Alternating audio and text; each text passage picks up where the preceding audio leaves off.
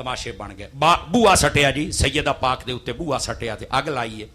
حالانکہ کہ حضرت عمر پاک نے, میں کہ یار عمر پاک دا دور خلافت آندا پیا ہے 2.5 سالاں تو بعد. حضرت سیدہ فاطمہ تو زہرا پردہ کر دیاں پیاں نے نبی پاک تو صرف 6 مہینے بعد, تے بوئے کیویں سٹی گئے؟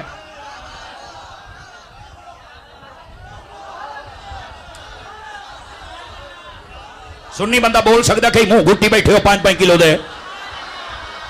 سب تماشے ہیں یار, تو انہوں پتہ ہی کوئی نہیں, حقائق دا پتہ ہی کوئی نہیں. یہ جتنی بکواس میرے بارے کے خلاف ہو رہی ہے یہ خوف کی وجہ سے ہو رہی ہے. دشمن تھر تھر کانپ رہا ہے, ذوالفقار نیام سے باہر نکلنے والی ہے. صرف زندوں سے حساب نہیں لیا جائے گا,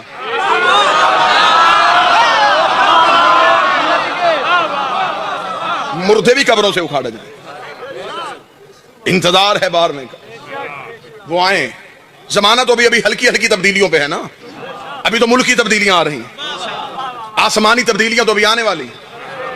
ابھی ٹیکس چور پکڑے جا رہے ہیں, ابھی فدیہ کے چور باقی ہیں.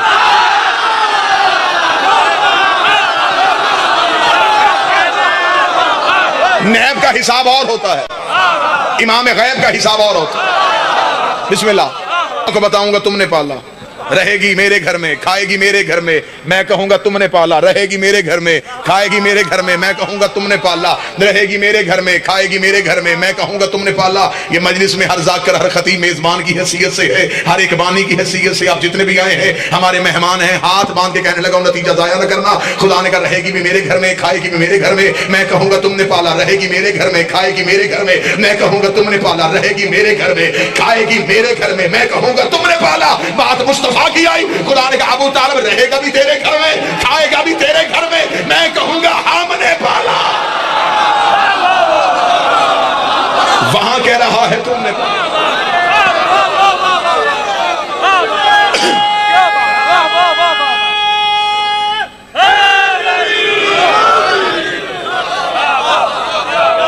وہاں کہہ رہا ہے تم نے پالا, یہاں کہہ رہا ہے ہم نے.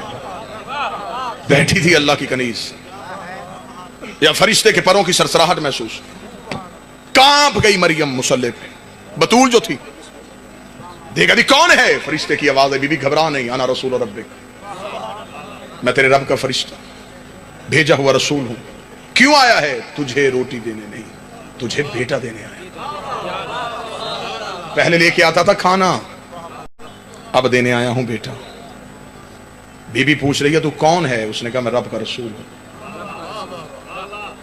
تجھے بیٹا دینے آیا ہوں. یہاں مریم سے کہہ رہا ہے تجھے بیٹا دینے آیا ہوں. زہرا کے دروازے پہ گیا, فضا نے پوچھا کون ہے؟ کہتا فرشتہ ہوں, روٹی لینے آیا ہوں. یہاں دیتا ہے وہاں مانگتا ہے, یہاں دیتا ہے وہاں مانگتا. زمانے کو ابھی تک عرفان ہی نہیں ہو سکا کہ زہرا کہتے کسے. کسی نے کہا مصطفیٰ کی بیٹی, کسی نے کہا علی کی زوجہ, کسی نے کہا حسنین کی اماں. توحید کے راز کو بطول کہتے ہیں, اللہ کے چھپے ہوئے راز کو بطول, مشیت الہیہ کو بطول کہتے ہیں. کائنات کی وہ مبلغہ ولایت امیر المومنین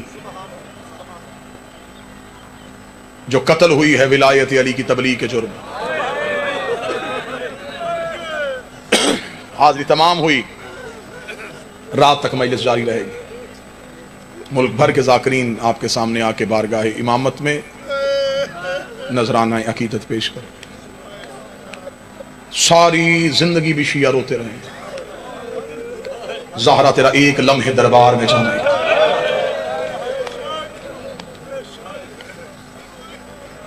میں پوری ذمہ داری کے ساتھ لفظ کہنے لگا. 13 معصوموں کی محنت ایک طرف, اکیلی زہرا کا 4 گھنٹے دربار میں کھڑے ہونا ایک طرف. آج بھی کسی نئے شیعہ بندے سے پوچھو کیا پڑھ کے شیعہ ہوا, کیا سن کے شیعہ ہوا, وہ کہتا مجھے علی کی تلوار نے شیعہ نہیں کیا, مجھے حسن کی سخاوت نے شیعہ نہیں کیا. پھر کیوں کلمہ پڑھا تو نے علی ولی اللہ کا؟ وہ کہتا مجھے شیعہ کر گیا محمد کی بیٹی کا دربار میں چلا.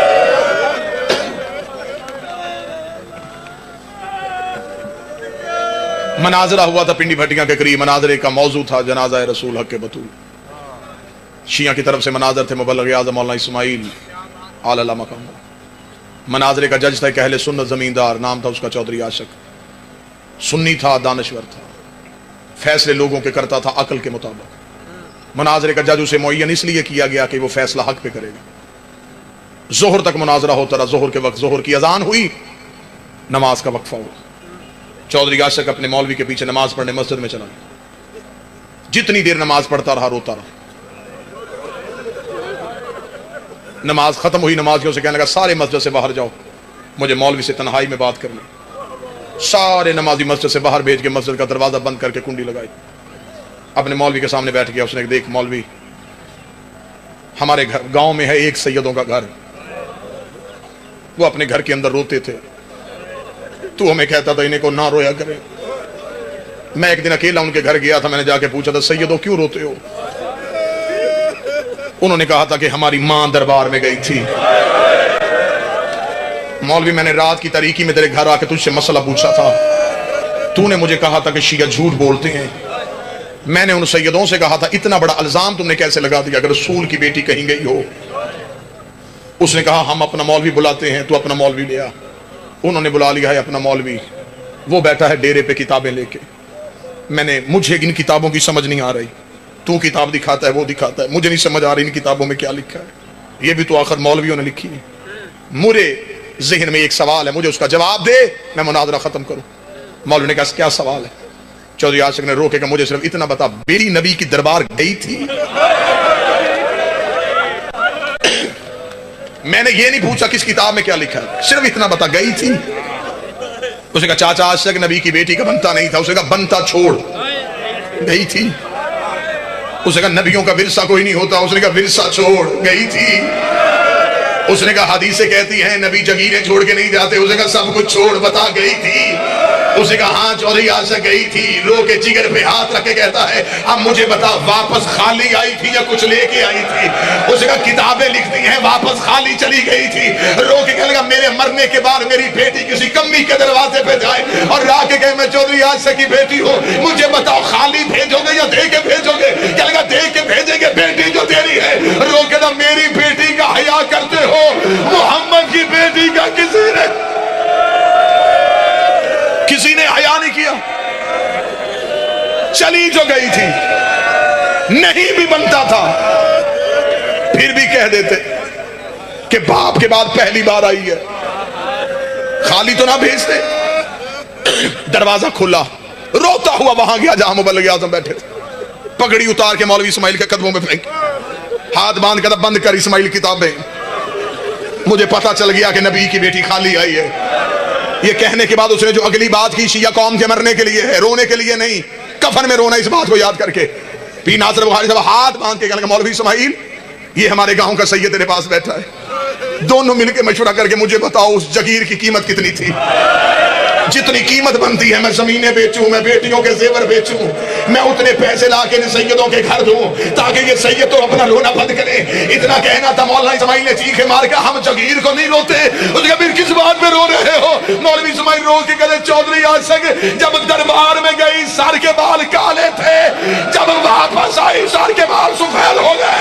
रो के कर गया इतना दुख हुआ, बीबी को खजूरों के बाल का।